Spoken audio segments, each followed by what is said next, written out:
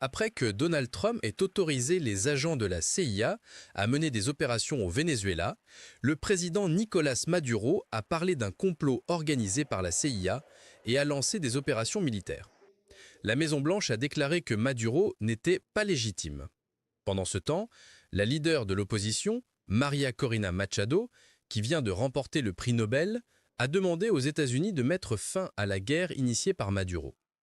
La Repubblica écrit que les signes de conflit augmentent. Les forces aériennes américaines survolent les Caraïbes à environ 150 km des côtes vénézuéliennes. Dans une vidéo, les hélicoptères Little Bird et Black Hawk volent près de la mer et d'une plateforme pétrolière. Selon The Post, ils se dirigeaient vers Trinidad, près du Venezuela, dans le cadre d'entraînement pour une éventuelle attaque. Trump, parlant maintenant d'opérations terrestres, accuse Maduro de diriger le cartel de drogue, cartel des Los Soles, et d'infecter l'Amérique avec des criminels. Washington offre une récompense de 50 millions de dollars. Il y a 10 000 troupes dans les Caraïbes, 7 navires de guerre et un sous-marin. L'armée américaine a détruit 5 bateaux de contrebandiers vénézuéliens ces dernières semaines, tuant 27 personnes. Le dernier incident a eu lieu mardi.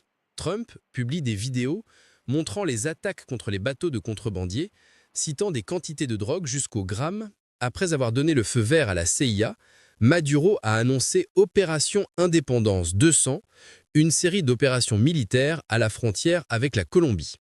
Nous allons activer toute la force globale de défense militaire et du peuple, a-t-il déclaré.